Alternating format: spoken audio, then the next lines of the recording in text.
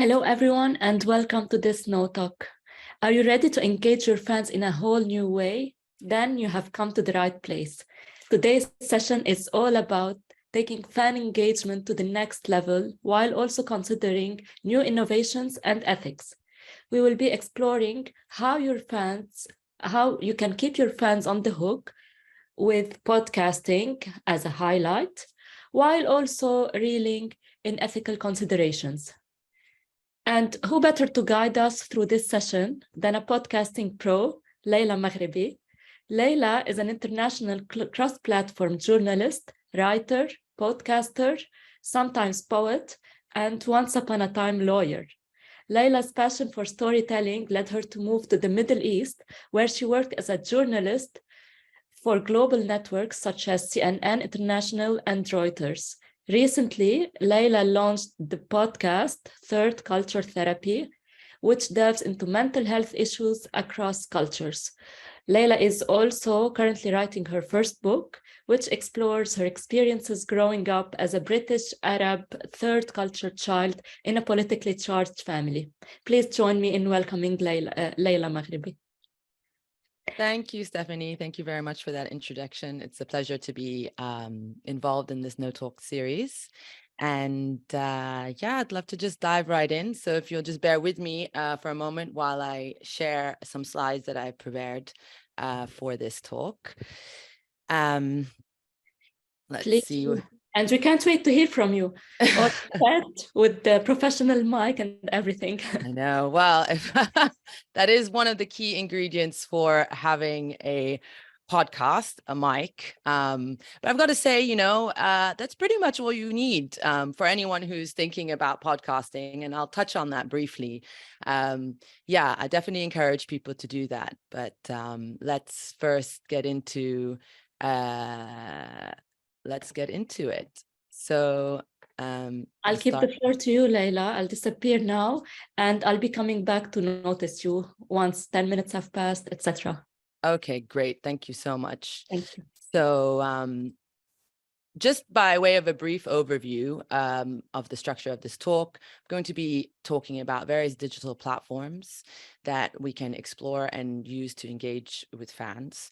And then I'm going to zero in, as Stephanie mentioned, on podcasts, why I think that's a great way to do that, and the content you can create. Then we'll zero in a bit more on engagement, successful engagement, what it takes, and the different types of content that you can create. And then I'll wrap up by touching on some ethical considerations. So let's dive into the various digital platforms that there are on offer. As I'm sure many of you are aware, there are so many different kinds of digital platforms through which creators and publishers can engage meaningfully with their fans. From online workshops and some online workshops and talks like this one here, newsletters, websites, blogs, which essentially act as your own personal publication.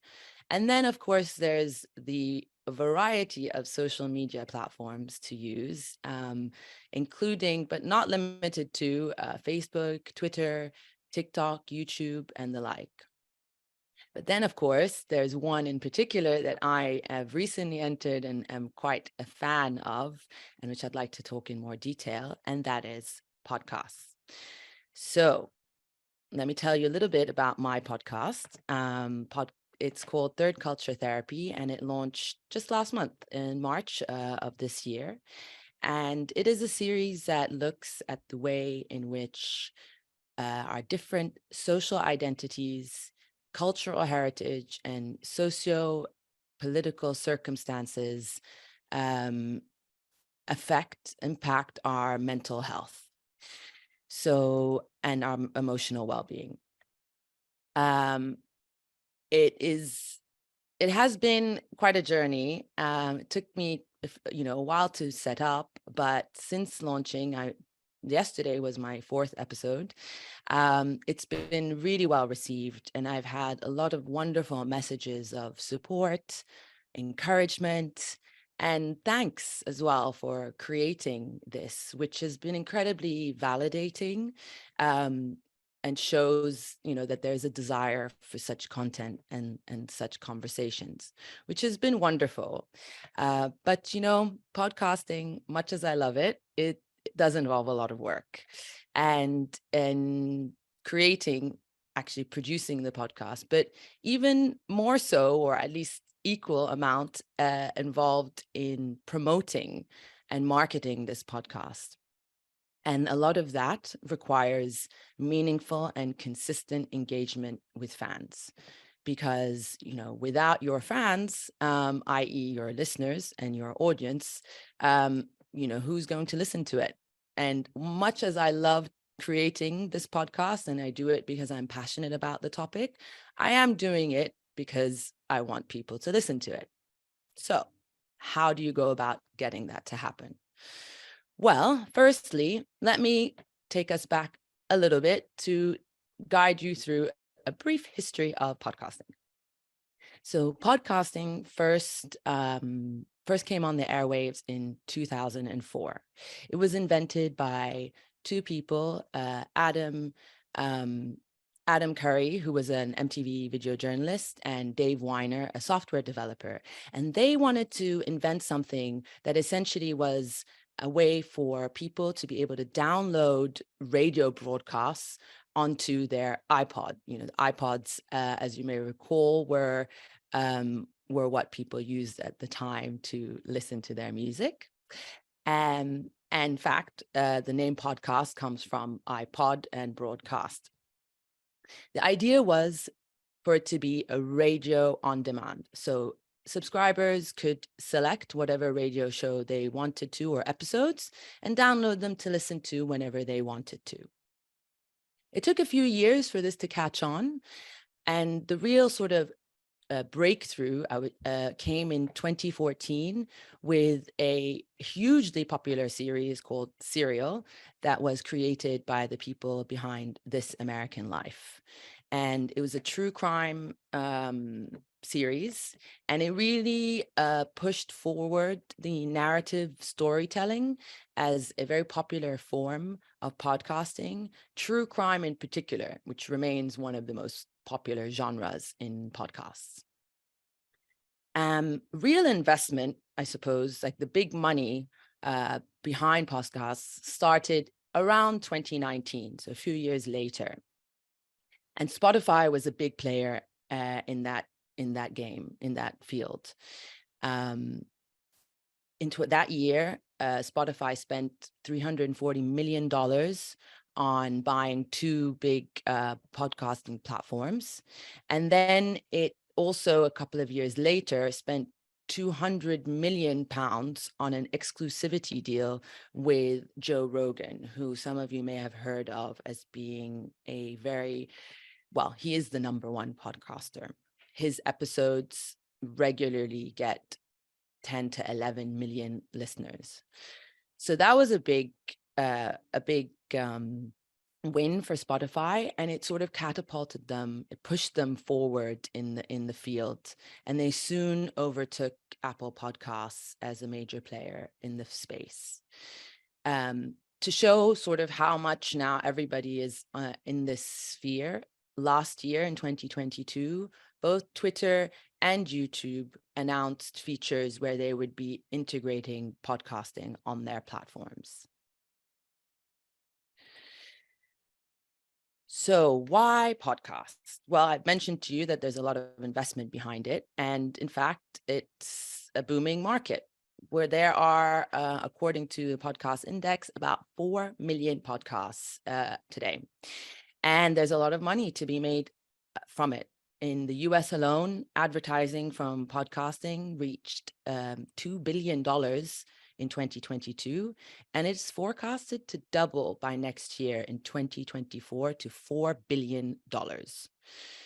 Now, how does this relate to the Arab world? Well, Arab world is still a small market in that field, but definitely has a lot of room for growth. Why? Well, you have a large population across the Arab region, about 440 million. And you have already a tradition of narrative storytelling. You know, oral storytelling is part of Middle Eastern culture. So it sounds like a great fit. And I think with more investment and with more creators, I can see that market only growing. In fact, Podeo, which is the Arab world's largest podcasting platform, said there were more than 13 million people who listen to podcasts for up to 7 hours per week in the Middle East at the moment. Saudi Arabia remains the largest market with about 5 million listeners, and the UAE about half that at 2.5 million listeners. But as I said, a lot of room for growth in that field, in that space. The other reason why I'd say to do podcasting and encourage people is because it's actually fairly easy to do. You just need a few key bits of tech, a mic, your laptop. And so this low barrier to entry means that a lot of people can just decide that they want to create something like this.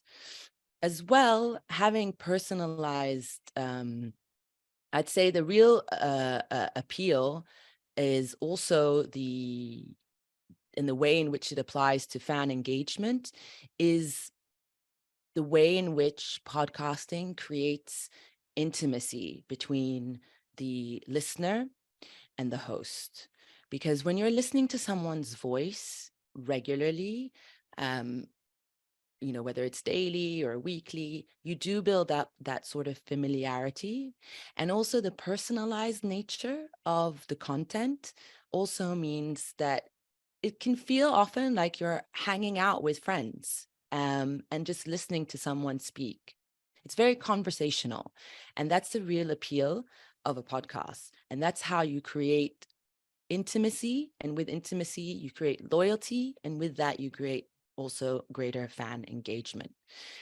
On that as well, I'd say that podcasts, as I said, there's more and more development in that space. And within certain platforms, for example, Spotify, there are features in there that allow for questions as well to be asked from the audience. You know, like, did you like this episode? Or you can insert polls and things like that that also encourage the listener to feel like they're a part of that conversation.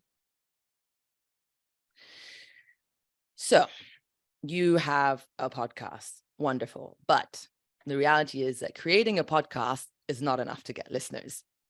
As a publisher, which is essentially what a podcaster is, your job extends beyond creating the podcast, and it requires you to market the content.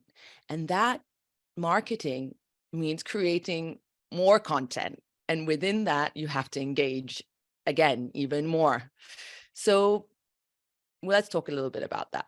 First, I'll just assume that you have your podcast up and running. For the purposes of this discussion, I'm not going to get into the technicalities of how you create a podcast, but let's just assume you have your mic, you have your platform, you figured out where you're going to publish.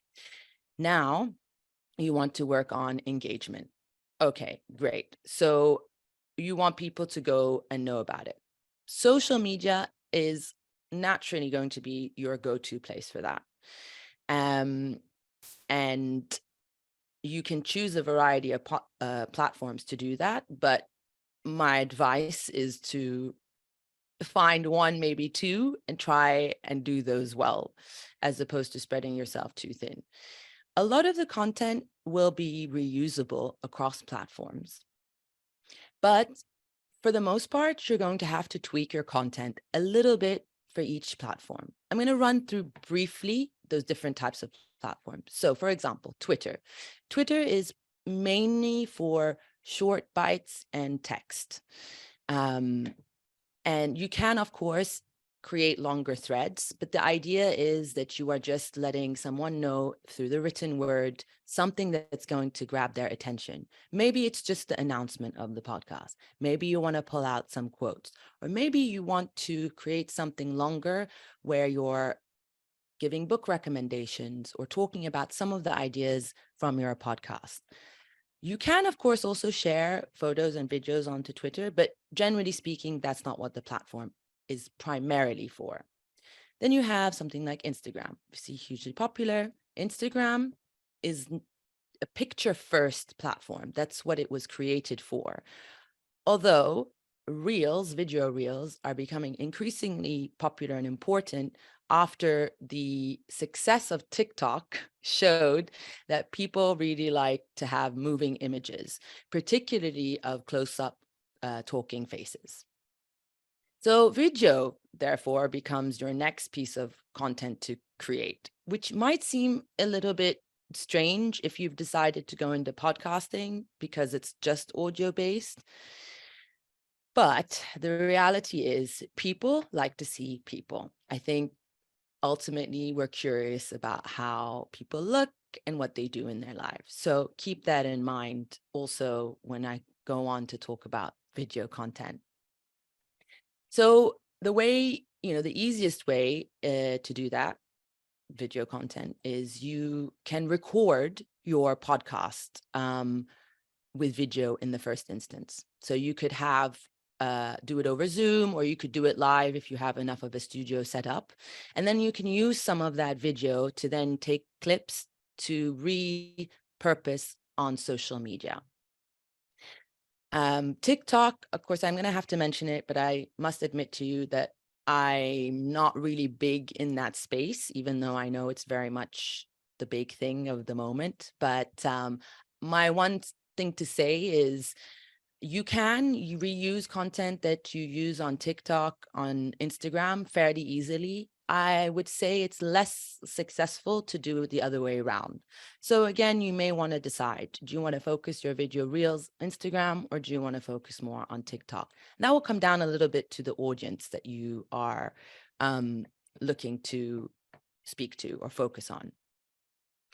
So then I'm going to briefly talk about the types of content. So first off, whatever you decide to do, the key part is that you do it consistently and you do a variety.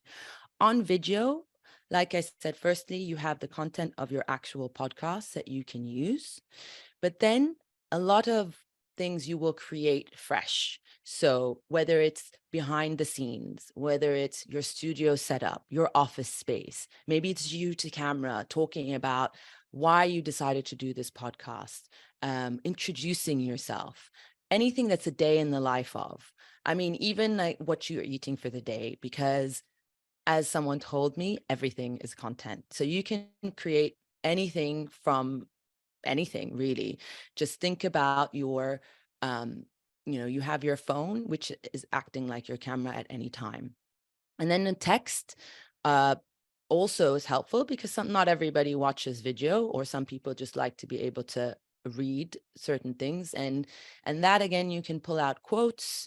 You can use inspirational quotes, motivational advice, fan content. And that's a really good one. Write any messages of support you receive, any reviews, because fans then love to feel like they're appreciated, and especially publicly, but of course do ask for their permission. Poll questions, I mentioned earlier, they have those on Spotify, but you can use those as well, of course, on social media. The key rule is that you post a variety, you post regularly. And of course, if you don't want to be online all day, because fair enough, you have other things to do, you can use something that allows you to schedule posts. So now we need to zero in on your audience, right? Because ultimately, all of this content is for a particular audience. And you have to ask yourself, why are you doing what you're doing? Why are you making it? For me, it was because I felt it was crucial to widen and diversify the conversation around mental health. I was born and raised in London, but I am from mixed Irish heritage. And as a journalist who lived and worked in Europe and the Middle East, I came across a lot of stories of people who had facing a lot of different challenges in their life that I didn't feel was necessarily being addressed in the topics around mental health. Whether it was asylum, conflict, family separation, religious oppression, female oppression, these are unique issues faced in different parts of the world. And I wanted to create a platform for people to be seen and heard. So you have to ask yourself as well, who is this for? And not everyone is your audience, not the whole world. And so think about clearly who you want to target and build that community. You can use a bit of experimentation. Some of it will be obvious to you. For me, it was obvious that I was looking at people from third culture backgrounds, from the Middle East, from the global South, from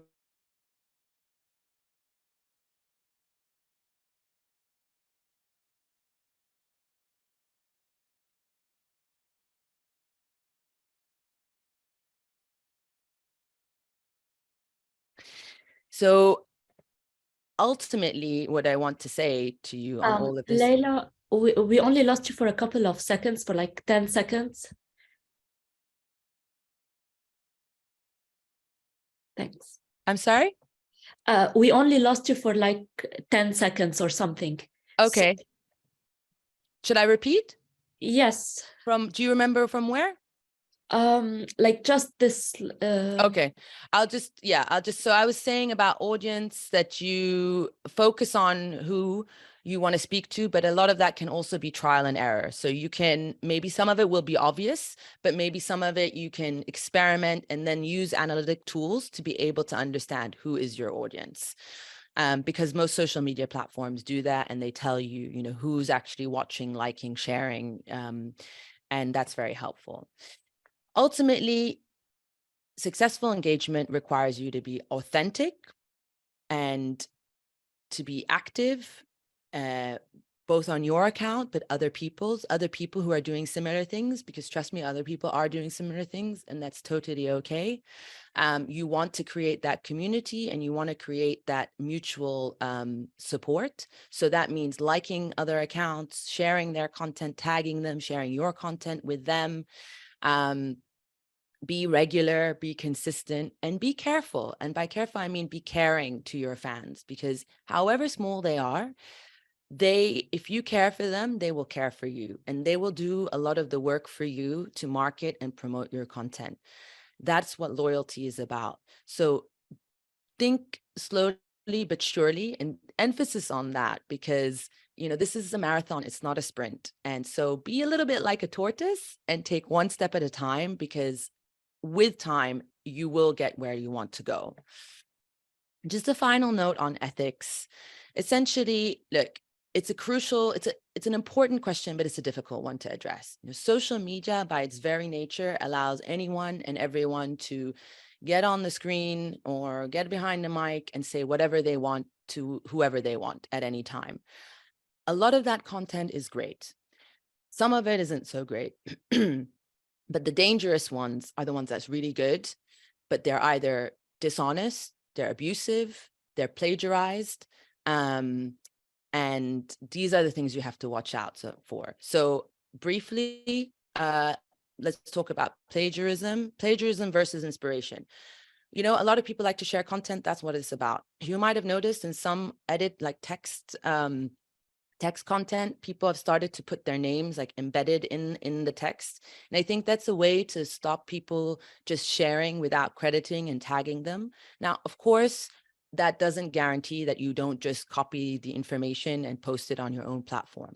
But it does give people an extra layer of thought before they maybe by accident or without thinking just share without crediting. So that's something as well for you to think about before you do that.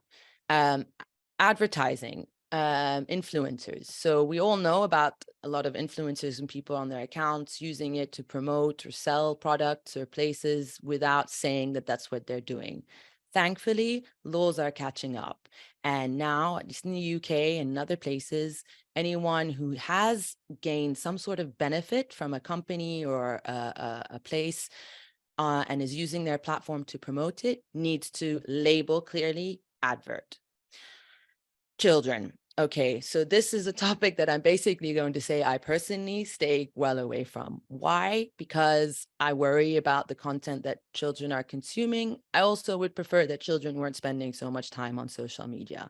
So I don't have a huge amount of experience to share with you on that, but what I would say is think long and hard before you create content targeted at children. They're highly impressionable, And I think we should really take a lot of care with the ethics around what we're feeding them. Finally, honesty and truth. So obviously, we would all like to think that it's easy to be honest and see what that is, but we do live in the age of misinformation. And so, there's a lot to watch out for in that regard. Ideally, ethically, the thing to do is you put out truthful, well-researched, credited content. But age of misinformation means the truth itself has become a bit of a luxury. And we've seen that in a lot of different ways. We saw it in the pandemic, we saw it with the vaccine, we see it in politics and various, whether it's in the US, in Russia, with Israel and Palestine. So what is truth? What is opinion? What is misinformation? It's hard to find clear-cut answers to those questions. But as more and more conversations are happening and more transparency being created, there are better chances to avoid non-ethical pitfalls. So finally, in conclusion, I'd like to say that engaging with fans means putting yourself front and center of the work that you do and the content that you create, because that is how trust and intimacy are built and how you set yourself apart from the rest of the creators in this big swimming pool that is social media. So you just have to ask yourself, who do you want to be? Who do you want to be engaging with, and what on? Thank you very much for listening. And I hope I've given you some questions to consider. Thank you. Thank you very much, Layla. That was really informative. And like you have covered many angles. We are having many questions, especially on social media. And I invite anyone who would like to drop more questions, please do that in the Q&A box if you are joining us from Zoom, or in the comment section on social media. And colleagues are working on populating all questions. So some of the questions are more focused on podcasts. So I will try to ask these first. So there were many questions about like the first steps of setting a podcast and what are like key considerations to keep in mind. For example, how long should a podcast be, and the consistency, if it should be like really consistent, like same hour, same day, etc. Yeah, good questions. I had a feeling I would be asked about that. There are a lot of different answers to some of those questions. First off, in terms of the main things you need to set up a podcast is a microphone, headphones, and your laptop. That's really, you don't need much more than that. Of course, the more professional you want to be, maybe the better the microphone, the better the headphones, and the better your recording studio. But you actually can start off quite basic. You need software to edit your audio, but again, some of that you can literally get for free. Some, if you want to get more tricky, you can pay for, but low cost and low barrier to entry. Number two, how consistent and how long? That's where you get a lot of different answers to that question, because the answer depends, really. What is it that you want to talk about? Of course, look, listening to something that's 10 minutes long is definitely easier for people and to get audience, and that's fine. My podcasts are more in the 40 to 50-minute range, but because I'm talking about topics that need longer, and also the format that I chose is interview. I'm interviewing someone in each one, so I want to be able to give them time to tell their story, and for us to get into some more, deep conversations around mental health. But then you have other podcasts that are 5-10 minutes, that are small and snappy. That's great. If you want to do that, do that. I think the question has to be, what do you want to talk about? And then do a bit of research. So who do you like to listen to? That's a good way for you to answer the question of how long, what should I produce? Because if you're interested in longer ones, then the likelihood is other people will be too. But if you're just into the short ones, then maybe that's the way that you should create yours. I would also like to say that there are a lot of resources online. And a lot of workshops, free tutorials that take you through step-by-step guide how to build a podcast. And I used those when I started out, because 6 months ago, I'd never done a podcast. So if I can do it, you can do it.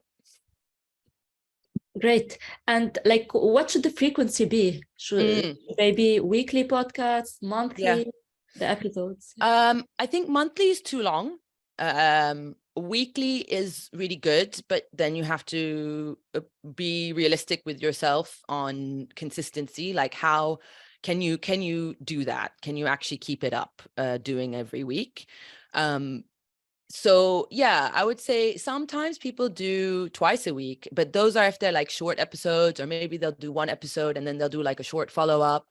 I would say it's good to just pick something that you can stick with regularly. And so that you build up that momentum, because, you know, when you're going to publish it, you're going to be asking people to follow and to like, and if you keep too long a gap, then people are going to forget, and then they're going to go on to something else. You lose the momentum. Exactly. Yes. You mentioned like the resources that you have checked and that you check. How can content creators stay updated on the latest trends and development in the podcasting and fan engagement? And like, what resources and networks do you personally rely on for learning and growth? Ooh, good question. Well, I mean, podcasts themselves. So whatever platform you're on, like whether it's Apple or Spotify, they do highlight the most popular podcasts or the newest, you know, new ones that come on. So that's definitely a good way to be like, oh, what's new, what's coming out. And then going on different networks. So I mentioned Podeo, that's Podeo. It's the largest Arabic podcasting platform, and that's if you go on there, you can see again what podcasts they are hosting, and then you'll see again what's popular or what's being taken onto networks, because once you're on a network, that also expands your reach, and that also means that the network itself has noticed you and likes what you're doing. Then from social media, honestly, like it can be as simple as, you know, follow hashtag podcast and hashtag podcaster, hashtag podcasts, and then see what other people are doing. Because that's also how you learn. You learn from other people, you learn from what they're doing. And then you can work on, you know, collaborating with them or being inspired by them. That's also a good way to do it. Then there are also like a lot of resources. Like I said, honestly, there's so many online, but I use the Podcast Academy website for finding out. Really, they give a great step-by-step guide on how to podcast, and they also do talk about sort of latest trends or some ideas to consider. That's a free resource, right? Yes. Okay. Yes. Okay. What about like, how do you measure the success of your podcast? What are some key metrics or KPIs you use to measure the success of your podcast? And also maybe its impact on the audience, industry, maybe society? Gosh, good question. And well, for starters, I use at the moment my podcast, obviously it gets published onto places like Spotify and Apple, but the hosting site is Anchor FM. And through that, I get the analytics report. So I find out from there how many times each episode has been listened to. And also then they give me further breakdown. Where are they listening to it? From which region, which country? So for example, happy to say, really excited, like it's great news that so it's been 4 weeks and I've had nearly 1,500 listens to my podcast so far. Yeah, really great. So I'm actually getting a little bit, I need to like relax, because every night I'm like looking like how many people have looked at my podcast. But you do get that way, of course, you know, it's like your baby, you've created it. But the thing is, I don't want to I'll give some numbers, but I also say that things take time to build up. So don't be disheartened if you're only getting a few listens at the beginning. You know, that's fine, because you have to just keep at it. But if you're getting like 100 to 200 listens per episode, then you're doing well. Like you're doing well. Of course, like I gave the example earlier of Joe Rogan. He gets 11 million listeners per episode, but we're not, I mean, that's Joe Rogan and that's a You will different get thing. there. We'll get there, you know, but if you're getting like 100 to 200, I mean, basically put it this way, once you start getting after 200 to 300, you can actually start maybe getting advertising revenue on your podcast. So that's a good way to measure. Okay, I've reached that point of, right, I could actually maybe make some money off of advertisement from this. That's one way. And then impact, you mentioned. I've got to say, the way I see it, beyond the fact that people are listening, which is obviously the obvious one, I get a lot of messages from people who say to me, Layla, you know, I loved this episode, or I loved hearing her, or this really made me think, or thank you, or well done, or like, I get a lot of like, thank goodness someone's doing Positive this. feedback. We really need to talk about it, which honestly, like every time I get one of those messages, it makes my day. Like my heart feels so full. So I think, yeah, that's the way, you know. Motivating. Yeah. Yeah. Yeah. Yeah. And do you think that podcasts are powerful as a tool to drive impact, social impact? Yeah, 100%. Why not? I mean, any content is, right? Like if you use it wisely, again, going back to the questions of ethics, but absolutely. I'd say, look, aside from, you know, whatever it is that you're talking about, I think the benefit of podcasts is that it is audio based. And that means you can listen to it like anywhere. You can listen to it while you're cooking. You can listen to it while you're walking. A lot of people use it during their commute, whether they're driving or whether they're on the, using the metro or the bus. So actually, you have a lot more time to be able to listen to podcasts. Whereas like with video content, if it's longer video content, you kind of have to sit and You need be to in be a static. focused. You need to be focused. And then obviously with social media content, they're short. And, you know, there are pros and cons to that. Like, of course, it's short and it's snappy. But I think if you want to really drive some key thoughts home, it does take time, you know, and listening to something for 30-40 minutes, it really gets that thought, you know, you absorb it more and you're like, oh yeah, it makes you think and care ultimately a bit more. So yeah, I do think absolutely it can drive social impact. Great. Now we have a question related to the balance between creating content that appeals to the audience versus content that directs the audience. So as a content creator, how do you strike balance between creating content that meets the wants and needs of your audience versus creating content that challenges and directs your audience towards new ideas and perspective? Is it more important to give the audience what they want or to challenge and educate them with content that they might not expect or even necessarily want? That's a very good question. Like, is it the egg or the chicken? Yeah. I think first and foremost, and this goes back to authenticity and questioning why you're doing what you're doing.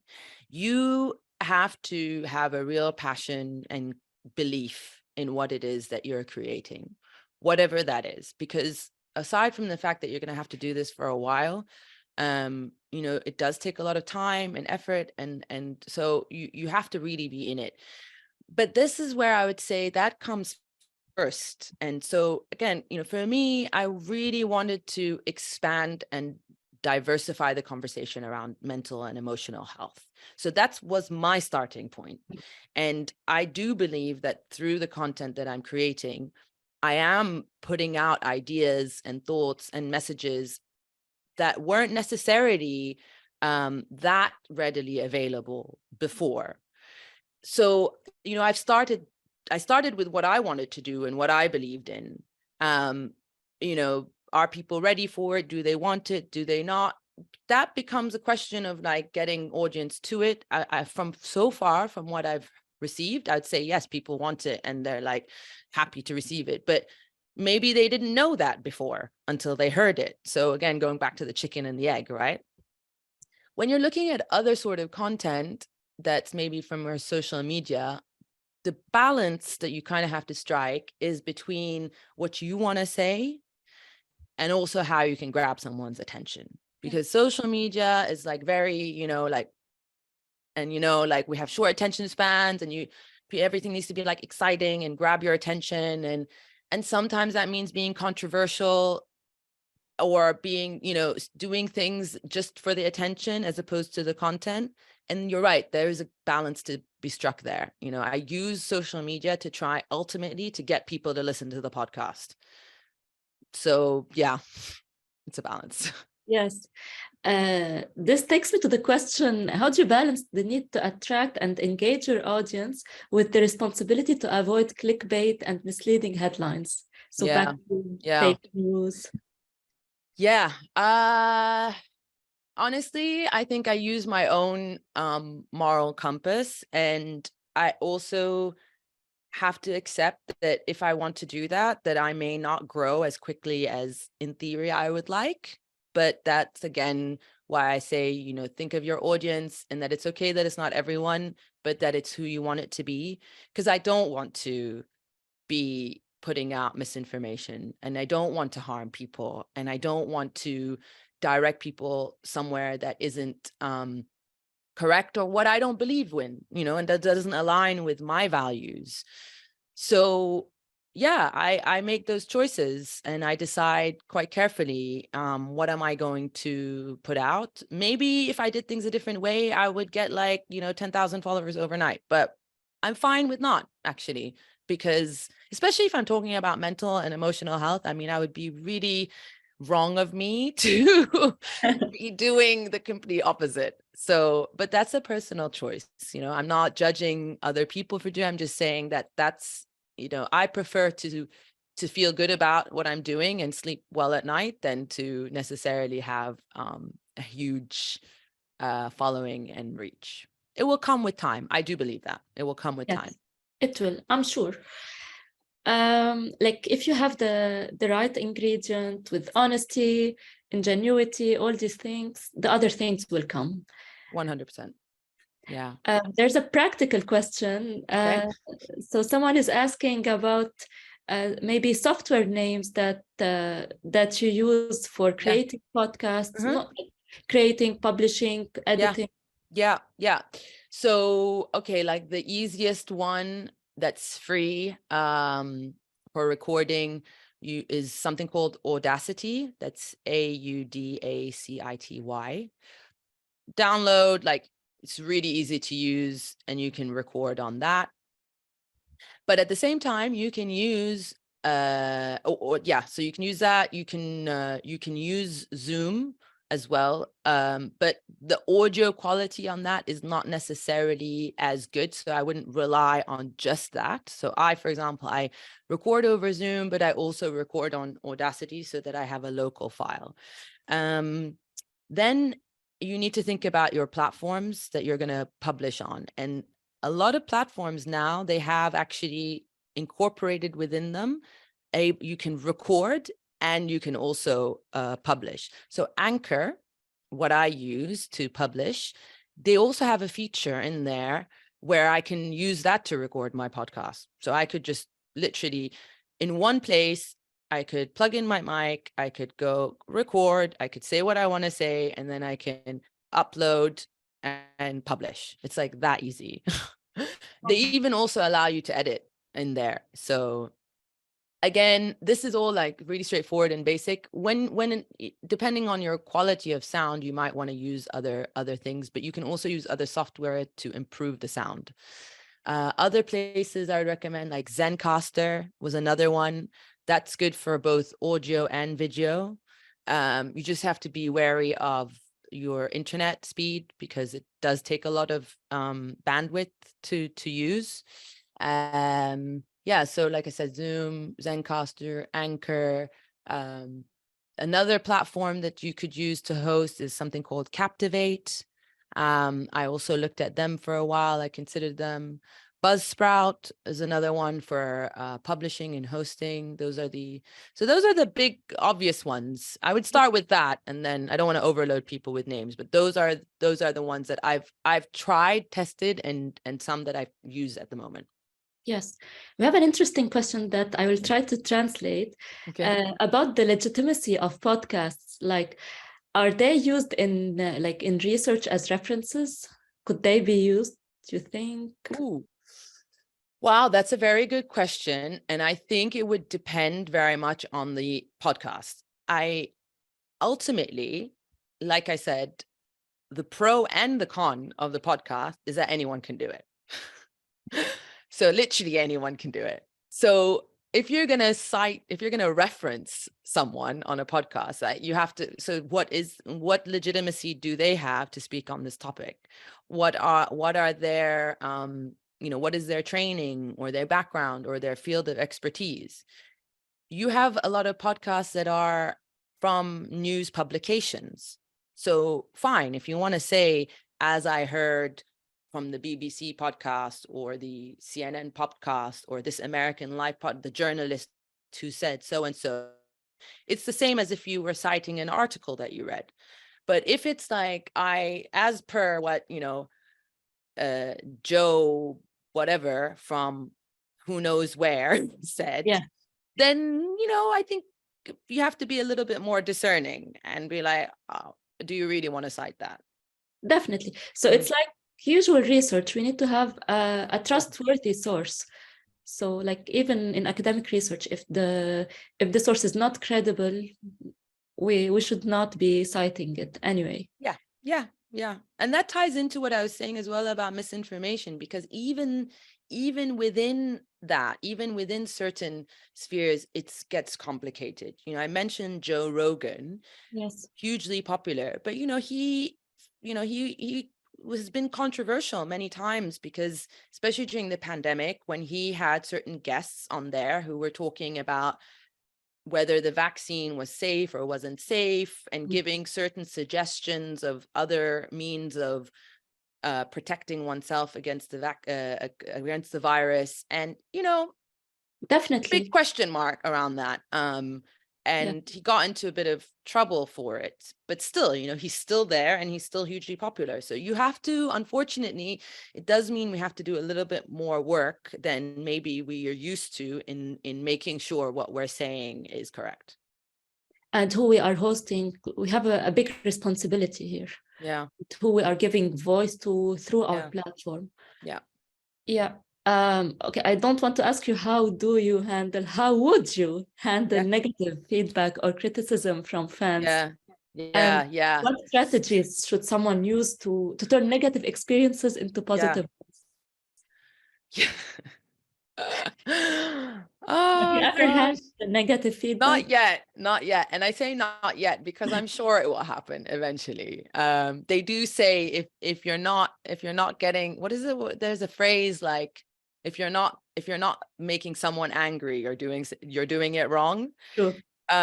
So yeah, maybe with time, what would I do? I guess aside from have a little bit of a cry by myself, I probably would look, I think it depends. If it's constructive feedback, if it's like, hey, I didn't like the way this sounded, or this was a really boring episode, or it could have been shorter, or blah, blah, blah, like, fine, fair enough, I can do something about that. If they say, hey, I wish you would talk more about these topics, and like, why are you just focused on this? Again, fair, because, I'm also still learning. Like I said, I only launched it last month. A lot of things are a bit of trial and error, and you do want to hear, I need to feed off of what my audience tells me. But if someone's just being mean, like rude and mean, I want to say that I would just be like, whatever, I don't care. I am sure I would care a little bit, but then I think I would have to put it into context of like, you know what? There's actually no reason to be mean to people. You can say you don't like something and that it's not for you without being mean. And the easiest way is to just not listen. If you don't like it, don't listen to it. If you think I've said something wrong, then correct me. Sure. Say, hey, Layla, you mentioned this thing in episode 2, and actually, I don't think you were correct. Fine. That's fine. I'm definitely not perfect, and I'm human like anyone else. I'm sure I make mistakes. But we can be kind and we can be considerate when we tell people that. Okay. We are running out of time. However, I still have some this or that questions, and so if you can answer, like, I hope you can be quick in answering questions. Sure. Okay, so using humor or using emotion to connect with fans? Humor. Okay. Ooh, emotion. Ooh, both humor. Emotions. Emotions. Good one. Responding to all fan comments or only responding to select comments? If possible, all. If possible, all. Engaging fans with memes or engaging fans with inspirational quotes? Memes. Okay. Social media polls or social media Q&A sessions for fan engagement? The lazy one, I think, is polls. For the moment, I'm just doing polls because I have a lot to do. Fair enough.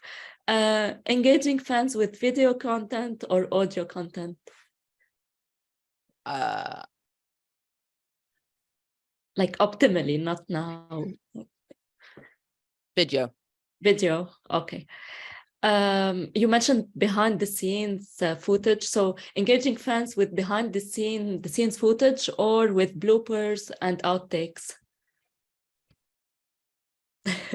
Gosh, both. But I like bloopers. Bloopers, yeah. I like bloopers. I like them too. Yeah. People like them as well. Yeah. Okay, my last one, engaging fans through sponsored content or through organic content? Organic content. But we also, what do you mean by that? Sorry, I didn't. like sponsored, like ads, like advertise. Yeah. Oh, you Like mean like if I were paying? Oh, yeah. Look, ideally we'd say the second, organic. But you need the first too. But you need the first, especially because ultimately it's also the way the algorithm is, and these social media platforms want to make money, so you have to also understand that. Definitely. And then afterwards it would convert to organic. Yeah. So yes, thank you so much, Layla. You're welcome, Stephanie. Thank you so much. Yeah, thank you. I love this session. Thank you, new and innovative ways to engage with our fans, and thank you also for all the tips and practical tips. I think we can all, like everyone, like who was following this session, can now set their own podcast. Yeah, absolutely. And I'm happy, if anyone wants to get in touch and ask any questions, like I'm happy to respond. So feel free. Yeah, you can find me obviously on the various social medias. So yes, and you also have a website, right? I do also have a website, laylamaghribi.com, and then Layla Maghribi is basically all of my other handles on social media. Okay, Layla_Maghribi on Twitter, actually. Yeah, on Twitter, and Layla Maghribi on Instagram. So it's Maghribi with a GH. GH. Okay, great. And we look forward to the launch of your book. Thank you. And everyone, remember that honesty and ethical considerations are crucial when it comes to casting your net out into the world of social media and podcasting. Thank you again. Like we could not have done this session, obviously, without our amazing speaker, Layla Maghribi. And happy Eid also. Yes, happy Eid. Yes, happy Eid to everybody. And yeah, thank you for the opportunity to speak about this. I really appreciate that. And it was really, I really enjoyed it. So did I. Thank you so much. Thanks. All right. Bye. Bye.